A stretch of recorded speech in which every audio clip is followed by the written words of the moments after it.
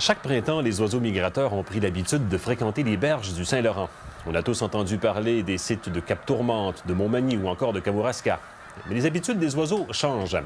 Et depuis une quinzaine d'années, Baie-du-Fèvre, entre Nicolet et Sorel, est devenu un grand lieu de rassemblement des oies blanches, tandis que Saint-Barthélemy, au nord de Berthier, attire les canards barboteurs. Mais d'un endroit à l'autre, le spectacle est toujours aussi enchanteur.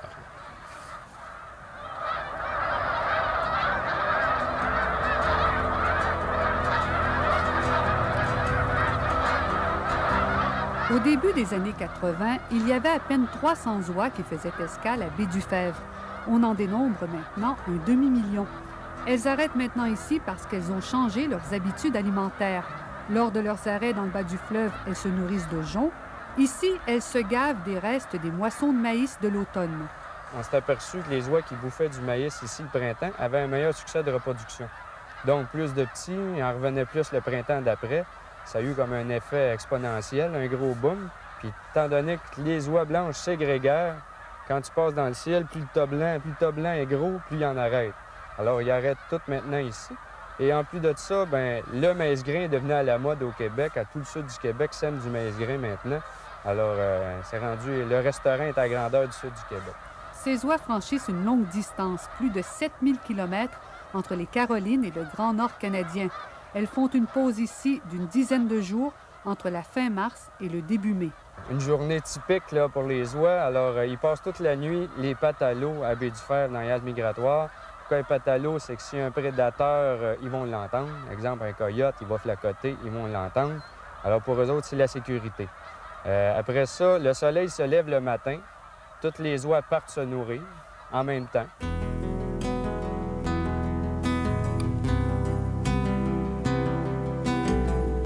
On peut donc les voir au lever et au coucher du jour et aussi vers midi lorsqu'elles viennent se reposer et se chercher un partenaire. L'oie est monogame et fidèle, dit-on, jusqu'à la mort. Baie-du-Fèvre a investi presque 2 millions pour créer des habitats pour les oies, pour s'assurer en quelque sorte qu'elles reviennent chaque année au même endroit, car les crues printanières sont imprévisibles. Cette année, il y a de l'eau partout dans la plaine d'inondation, mais ce n'est pas toujours le cas.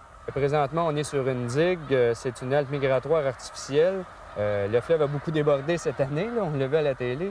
Sauf que depuis plusieurs années, il n'y a presque pas de débordement dans la plaine. Alors, il a fallu construire des genres de piscines où on maintient la fonte des neiges et la pluie pour garantir un endroit pour le repos des oiseaux, qu'on pompe après ça à une certaine date, là, au début mai, pour pouvoir permettre les cultures. De l'autre côté du fleuve, sur la rive nord, des organismes de faune sont à construire ce même genre de digue à Saint-Barthélemy, l'un des deux grands arrêts migratoires du Saint-Laurent pour les bernaches et les canards. C'est de l'ordre de grandeur d'une dizaine de mille canards barboteurs et autant de bernaches du Canada qui utilisent les champs inondés, la plaine d'inondation, là, comme on voit ici, là. Est-ce que c'est un phénomène nouveau ou ils sont toujours arrêtés ici? Historiquement, là, ça a toujours été utilisé par les canards barboteurs et la bernache du Canada. On est à proximité des îles de Sorel.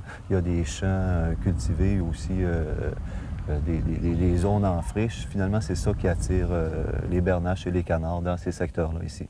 Ce qui attire les canards sur la rive nord, c'est l'agriculture plus diversifiée, moins centré sur le maïs. Là, il y a des producteurs ici qui produisent du sarrasin pour le Festival de la Galette. Puis ça, le sarrasin, les canards, c'est la nourriture de choix. Là. Ils se garochent là-dedans, là, c'est épeurant.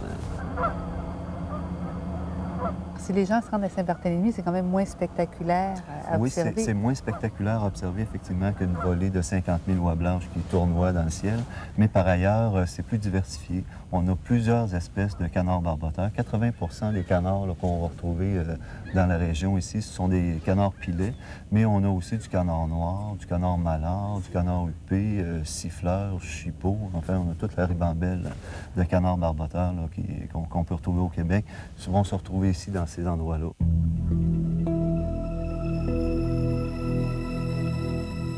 Rive nord ou rive sud, le spectacle vaut le déplacement.